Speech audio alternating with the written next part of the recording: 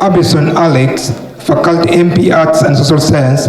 Olunaku lwa leero enkyukakyuka mu bukulembeze ku ssettendekero St. Lawrence bugenze bukwaku nga wano omukulembeze w'abayizi abaddeko ku kisanja 2025-2026 amanyikiddwa nga Abdulrazak awaayo yafeesera omukulembeze omuggya eyalondebwa abayizi Waninda Jaffa Othman ku kisanja 2026-2027. Mu bigambo bye omukulembeze yabaddeko Abdulrazak atangaazizza engeri ekisanja kye gye kitambuddemu era nga wano wasinzidde n'akuutira omukulembeze omuggya ekisanja ekirungi ng'agattako ebyo Ladies and gentlemen, during our tenure, we worked to restore the vibrancy and the spirit of St. Lawrence University.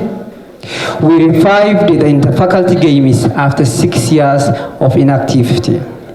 We introduced the first ever Slough Got Talent to the incoming Guild President and your cabinet.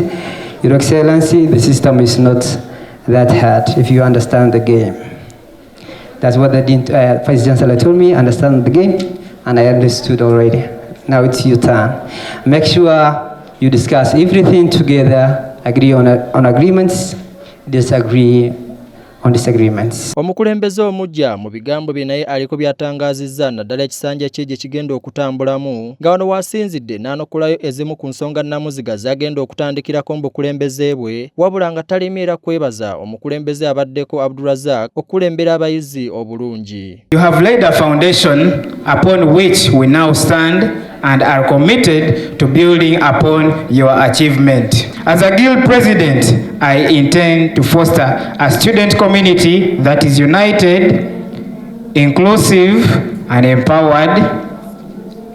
A community where every student feels heard, valued, and represented. Atebo ababaka era abalondebwa abayizi nga bano be bagenda okukiikirira bannaabwe ku kakiiko k'omukulembeze w'abayizi omujja ku kisanja 2026-2027 nabo baliko bibategeezezza ku kisanja kyabwe. Okuyingira obukulembeze n'ensalawo nkiikirire abava ebweru kiri nti brandi yo tekomaawo w'osomera wokka, tekoma mu kifo ekyo wokka, wabula tuyina okusitula ekyo kye tuli kyennyini ne kibeera nga ne we tutambula eyo wabweru kirabisibwa okubanga ekirungi era nga kiraga nti ettendekero gye tuva lya muwendo era likola ekyetaagisa. Tuzze tuli willing okusavinga ba students aba St. Lawrence kubanga nabo ensonga lwaki batulonda batulinamu essuubi.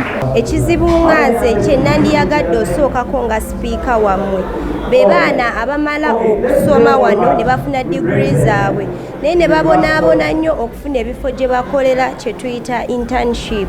Newankubadde nga olunaku olwaleero omukulembeze omujja His Excellency Waninda Jaffa Othman alayiziddwa mu butongole ku kisanja kye 2026-2027 wabula ng'ensonga nga engasi naddala ku bayizi abaluddewo okusasula ebisale era bisenga ya muggundu nnyo ku bayizi ba ssettendekero St. Lawrence ng'oba oliawo gyagenda okutandikirako mu kisanja kye 2026-2027. Ku Slough TV, Fred Yiga muzzukulu wa Nsamba.